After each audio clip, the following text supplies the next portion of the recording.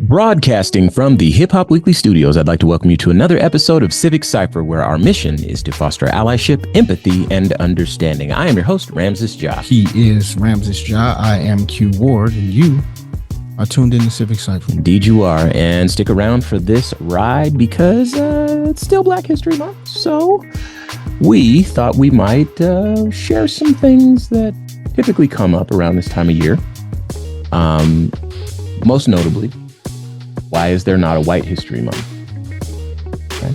This is a conversation that Black people are forced to answer. Some people have the patience and the insight, to be fair, to answer it. And some folks do not have the patience, and it's very frustrating because not everyone is a great orator and eloquent speaker, and trying to explain something like this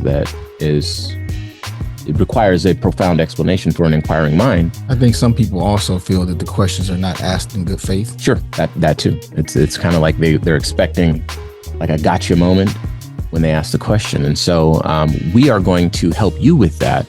And hopefully you'll be able to help other people with that question and many other questions like it. So stick around for that. We're also going to be talking about something that we have to start paying attention to, which is the erosion of Black support from President Joe Biden's campaign. This is not something that we can pretend is not happening. And, we're going to do our best to make sense of it and, share our thoughts, of course. And then if there's any action steps that make themselves apparent to us in our conversation, of course, we're happy to share those with you. But for now, it's just something that we need to be mindful of as we move into the future. But before we cross those bridges, we are going to start off with some Ebony Excellence. Shall we? I think we shall. Today's Ebony Excellence, sponsored by Actively Black. Visit activelyblack.com. There is greatness in our DNA. The story comes from USA Today. When it comes to impressive resumes, look no further than Sandra Douglas Morgan. Her long list of career accomplishments explain why Raiders owner Mark Davis pursued her to run the business operations of his storied NFL franchise. When she was hired in July, she became the first Black woman in NFL history to serve as president of an NFL franchise. She says, and I quote, "I do think I underestimated how much attention my hire would receive because I was so focused on the Raiders and making sure that the employees knew how I planned on implementing Mark's vision for the future here in Las Vegas." And this was after the team relocated from the Bay Area, most notably Oakland, California, to Las Vegas. She continued, quote, "But I am slowly realizing based on conversations with people throughout the league that this appointment is historic, and that impressive resume includes being in-house counsel and litigation attorney at law firms big and small, city attorney for North Las Vegas, director of external affairs for AT&T, member of the Nevada Gaming Commission, chair of the Nevada Gaming Control Board, and member of the board of directors for corporations such as Caesars Entertainment, Family National Financial, and Allegiant Travel. Now she is first Black female president in the NFL, and an incredible trailblazer for sisters all over the world." Absolutely. Keep going. All right. So Joe Biden. Once upon a time, I remember we was reworking song lyrics so that we could, get something off that we really wanted to say. And I remember they reworked the T.I. Whatever You Like song to say, "I want Joe Biden, need Joe Biden." So, or whatever T.I. said. So, once upon a time, Joe Biden was, I don't want to say he was Black people's first choice. Oh, no. You hear me use this term often. That would be intellectually dishonest. Sure. Yeah. You really have to go through some gymnastics mentally to make that an accurate choice. Mm-hmm. It was once again, which is far too often the case for Black voters in this country choosing the lesser of two evils. Joe Biden made famous to most young progressive Black people in this country by his authoring, not just support of the crime bill. So Joe Biden was not and is not a very popular candidate, probably less so now than before. Now, what I will do is suggest that because Joe Biden was Obama's former VP, he did have some name recognition. Yeah, they gave him some cachet with us. Right. And so there was that.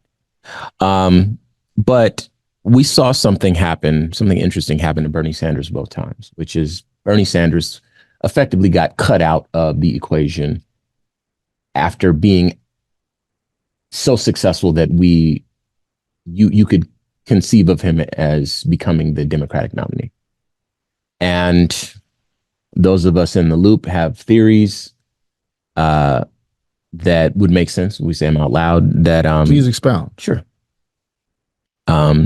People like Hillary Clinton, people like Joe Biden are not as far left as Bernie Sanders. And for folks that will not vote for another Trump presidency, they also will not vote for a Bernie Sanders presidency. So the best chance the Democrats have to win is getting a Democrat who won't scare Republicans so much that they won't vote for either candidate.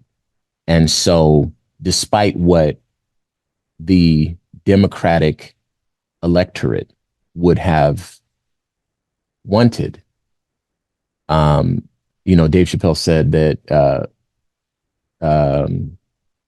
Hillary Clinton karate kicked Bernie Sanders' legs out from under him, and that's kind of what happens.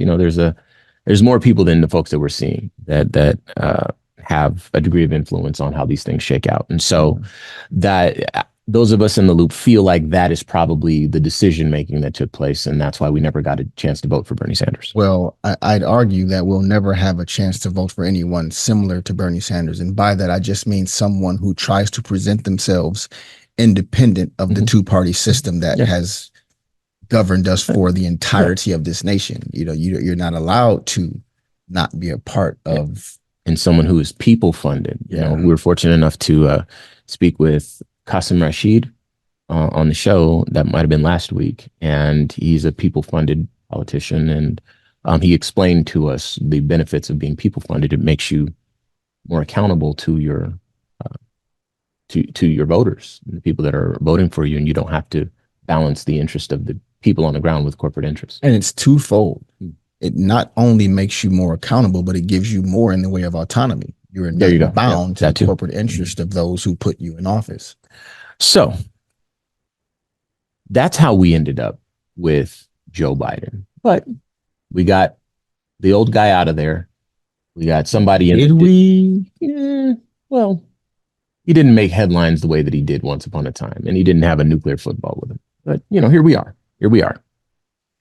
Granted, he's still a very popular figure, the old president, but he's not the person that's calling the shots as of the date of this recording. Yeah. So in any event, Joe Biden wasn't the person that people were extremely excited about. Like, you remember that Obama had people very excited. Bernie Sanders, of course, had people very excited, particularly young people. Joe Biden was like, it's not Donald Trump. And that was good enough for most people. That's the extent of it, that was unfortunate. Yeah, and that was good enough to get him elected. And it's like, okay, well, these are all the things you're saying. You picked a black woman for your VP. You appointed a black woman to the Supreme Court. You gave us Juneteenth. Okay, I see you trying to do a little something here and there. And the things that we really asked for, we're still waiting on those things. But before I get there, I want to shout out one person. He goes by the name of DJ Strider Lee out in Virginia, who brought this topic to us and asked us to cover it. So I want to shout him out. And thanks for putting us on the radio out there, because we love Virginia and all the stations that we're on in Virginia. But I'll share a bit from The Guardian. So, no Republican presidential candidate has received more than 13% of the votes of Black Americans since the Civil Rights era. The serious concerns for the Biden campaign began with a New York Times poll in November, which found that 22% of Black voters in 6 battleground states planned to back Trump in 2024. Other polls brought similarly ominous news: 20% of black voters nationally backing Trump in an NBC News poll, 23% according to CNN, and just 63% backing Biden, according to Gen Forward / University of Chicago. Among some black men, a sense that Biden has not made good on his promises has sat alongside a perception that Trump's racist language matters less than his promise of greater economic opportunities. Okay, so we got to talk about that, and we will. I'm going to read this next one. Those are still big majorities for Biden, and white voters are far more likely to support Trump. But in a race that will be decided at the margins but in a race that will be decided at the margins, it is a significant shift. In 2020, 92% of black voters supported Biden for president, according to a study by Pew Research Center. Biden has also seen a sharp decline among Latino voters, with 34% supporting him now compared to 65% in 2020. Quote, it's a relatively small number of people, but it's a crucial part of the Democratic coalition, unquote, David Smith said. He goes on to say, quote, presidential elections are so absurdly close, and last time Biden won by 7 million in the popular vote, but 40,000 votes in 3 states that put him over the top in the Electoral College. He thanked black voters in his victory speech in 2020, which was a sign of how important they were to his victory, unquote. In that speech, Biden said, quote, you always had my back and I'll have yours, unquote. But not everyone is persuaded that he's made good on that bargain. So let's take a moment here and we'll talk about some of the things that we expected. There's still one more paragraph I want to share with you, so we might say this twice, but I want to say this now while we're here. Some of the things that we thought would come with a Biden presidency include police reform.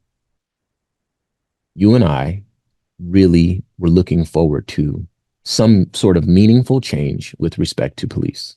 May I ask why we expected that from the author of the crime bill? You're right. Hoped. Because, of course, that was sort of the language that went into his campaigns. You know, I hear you. I know that we need to fix this up. And then we got an executive order, which, for those in the know, understand that that's really just a big nothing burger. You know, well, a nothing burger. And this is the trouble of being a politician who is on the Democratic side of politics for most of my life. Mm-hmm. Really, the thing that sticks in the craw of those who frown upon President Obama's 2 terms in office mm-hmm. is that we are oftentimes not extremist, mm-hmm. oftentimes not willing to break the law and undermine democracy and checks and balances to push forward our own agendas. Mm-hmm. I think what right. a lot of voters hoped for with Obama was a black version of Donald Trump. Yep. Come in and do what you want and do it for black people, because for so long nobody has. And when he got there and was just a middle of the road politician, a decent human being and well-meaning, people were disappointed. And the reason why the other guy is so popular is because he shows up for those who consider themselves weak and like him in a way that is very macho and very aggressive and very, I do what I want. And then he does. Mm-hmm. And then nothing happens. So nothing happens bad to him as a consequence of him just breaking all the rules. Exactly. Okay, so let's go with that. So on the heels of a Trump presidency, the state of play with respect to American politics has changed entirely. We saw how traditional courtesies that were observed once upon a time with respect to the Supreme Court. The Supreme Court is a great example, and others were not observed by 45. Were not even considered. Right. He just did what he wanted to do, right? But since the state of play has changed, and we all saw it for 4 years straight, we knew that there's some rules in there that you can interpret how you so choose. Some rules you might even be able to bend a little bit, and others you can break. Others you can flat out break. So there were people who said, here's a way to bypass the conservative Supreme Court majority. elect more people to the Supreme Court. There's no rule preventing that. Now, for Joe Biden well, I don't know that he said this or not said this, but his inaction suggests to me that this was not something that he was willing to do. For Joe Biden to not take that course of action by stacking the Supreme Court and giving it a decidedly progressive, liberal majority again. And then that would have been a fair play considering the way that Donald Trump was kind of not adhering to tradition with respect to his appointments. And for Joe Biden to not do that, we're just looking around like, okay, well, I mean, we have a black woman. Cool. Thank you. You know what I'm saying? But what we wanted was this. What we wanted was that. What we wanted was these other things. We're still dealing with, the filibuster. And explain that to our listeners. What filibustering is. So the filibuster is a political maneuver that prevents a law from being considered on the floor of, it might be the House of Representatives or the Senate. I'm not sure about which one it is. For those who are a little bit more politically connected, you certainly know. I never took a civics. Well, I did take a civics class, but that was in high school. But I know that it's a political maneuver that if there is a majority, you need a certain type of majority to overrule a filibuster or something like that, like a 2/3 majority, something like that.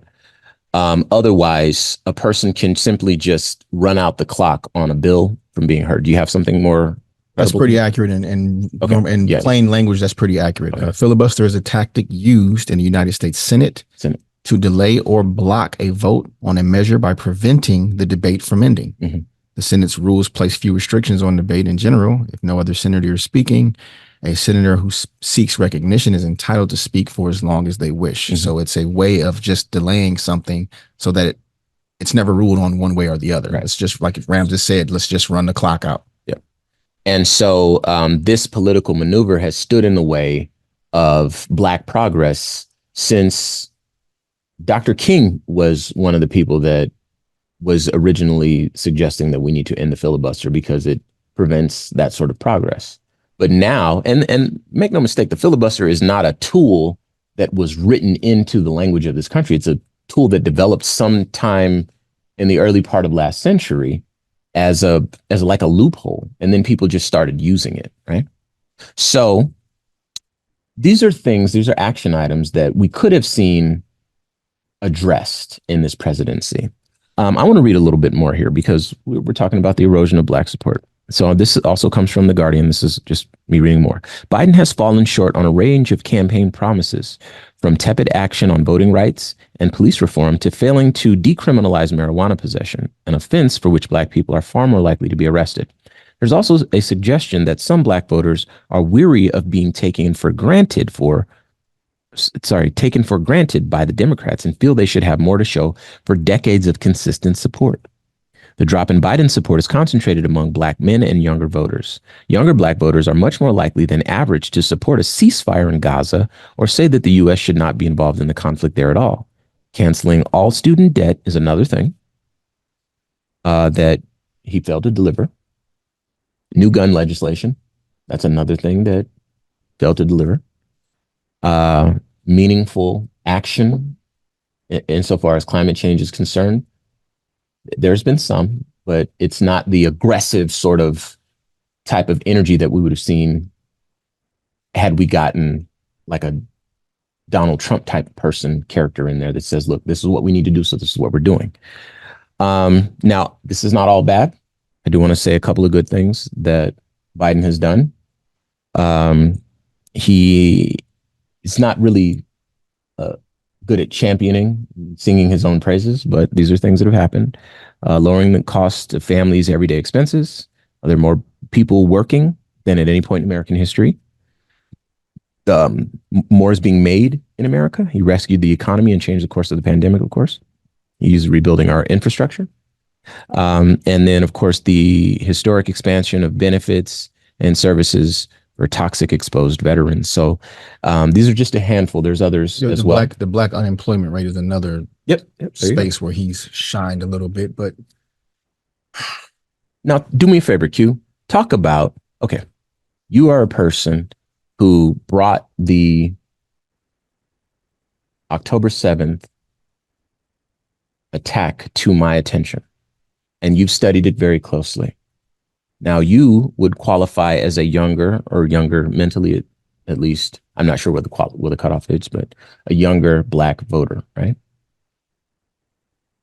You don't have to say who you will vote for, but is it now more difficult for you to cast a vote for Joe Biden? Again, you're a younger voter, knowing that he is complicit in the genocide of all of those Palestinian children that we've seen whose body parts have been mangled and heads have been squished by rubble and so forth.